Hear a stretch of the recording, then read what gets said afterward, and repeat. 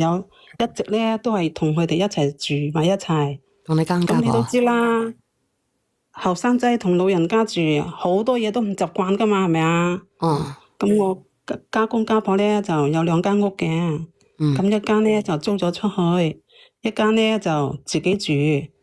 咁我咧就同我老公商量，不如嗌你老豆將啲屋出租出去，唔好出租出去啦。唔出租出去攞嚟做乜嘢？咁咪租嚟俾我哋嚟住咯，因為佢屋企有3層樓啊嘛，咁佢哋咧就係住一層。咁佢嘅家姐咧，我老公個姐姐啊，就未嫁嘅，佢一個人就住一層喎。我同我老公同個女就住一層。你知噶啦，大家人住一棟樓，而且個大姑奶就住一層喎，個心肯定唔舒服噶，係嘛？點會肯定唔舒服咧？唉，反正我哋就意思係想即係分開，冇同埋一棟樓，因為七七日日見到有時大家好多嘢都即係生活習慣唔一樣咯。生活習慣唔一樣，咁你哋住一層，佢住一層，你家公家婆住一層，有咩唔一樣啊？我家公家婆個人咧就係即係咩都理下嘅，仲有一個咧，我老公個姐姐咧，佢又冇嫁出去，而且咧佢就係好懶嘅一個人嘅，落班基本上咩都唔做嘅，懶到人哋或者懶閪咁嘅。嗱，唔好爆粗啊，姐姐，我聽你把聲，因為你廣東人嚟嘅喎。係啊，冇辦法啊，有時對住佢真係一把火啊，你知唔知啊？點解把火？而且我家公家婆啊，佢個退休金啊加起來啊，同埋啲鋪租啊都唔少錢噶，成萬蚊噶。咩成萬蚊啊？退休金有幾多啊？退休金大概咧就係700-8千蚊咯。然之後咧就係另外有啲房租咁咯。房租就係1萬幾咯。萬幾啊？係啊。咁然之後咧，佢嗰啲錢咧，你知唔知啊？佢係俾佢個女揸住噶喎。咁我梗係問下我老公啦。喂，你老豆老母揸起嚟咁多嗰啲積蓄，加埋啲退休金，嘰里呱啦加起嚟，都有50萬以上噶啦。你計過咩？我大概計咗下，你諗下佢哋都冇乜。邊個教你計嘅？你點計嘅？你自己計嘅？你有冇睇過簿仔啊？佢平時好慳好慳嘅。唔係啊，你有冇睇過個簿仔啊？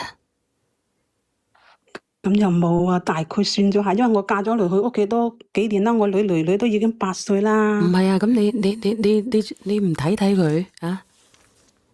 你計過，你咁你都諗得到嘅。你話佢好慳，你知道佢有50萬嘅。佢兩個老人家慳到連茶都唔飲嘅，早餐都自己煮嘅，你諗下。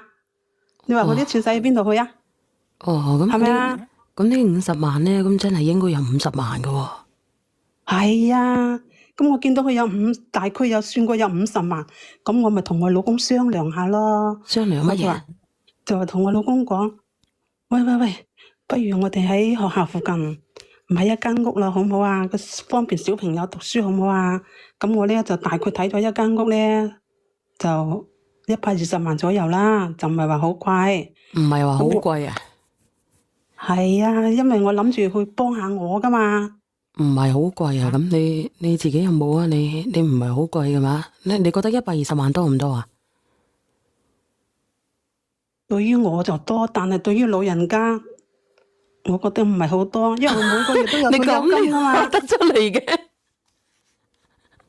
唔係啊，我想問下你啊。唔係啊，佢小袁姐姐，你聽我講啦，佢有退休金，2個人嘅退休金，又是有每個月嘅房租啊，你話嗰啲錢點使啊？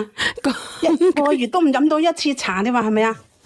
唔係啊，唔係，我想問下你啊，咁對於佢嚟講唔算多，咁同你有咩關係啊？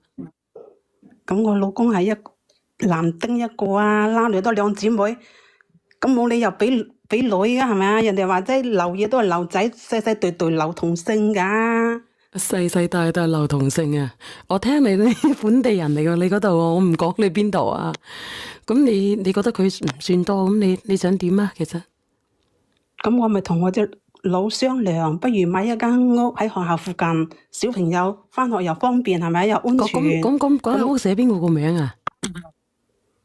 咁梗係寫我兩公婆聯名㗎。如果唔你差唔多話寫聯名嘅話你個名啊，姐姐，你知唔知啊？如果唔寫我你點解改咗個名？啱先話差，你個當係寫我，你啱先直接加咗你老公個名喎。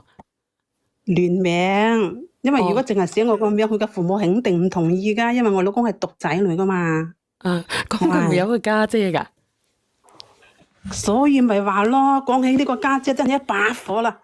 啊，邊有出嫁個女啊？成日翻嚟屋企搞搞震㗎，係咪啊？你點翻嚟食搞震啊飯就食飯，我都冇咁多。你聽我講啊，佢將我家公家婆嘅退休金啊、房租啊，全部都揦晒喺即係管家婆咁喎。啊，你話你聽到，你話你個心舒唔舒服啊？你咁我點肯定係想我老公同佢老豆老母好好商量下，買一間房，然之後咧就嗌佢幫補下。點幫補啊？買一間房啊？咁佢唔係有間屋出租嘅啦咩？有間屋住嘅啦咩？咁佢使咩買咁多嘅啫？佢嗰間屋啊，離我女嗰間學校好遠啊！再加上你知噶啦，住學校附近嗰啲都係嗰啲比較名牌噶，嗰啲家長各方面傾嘢唔同嘅頻噶嘛。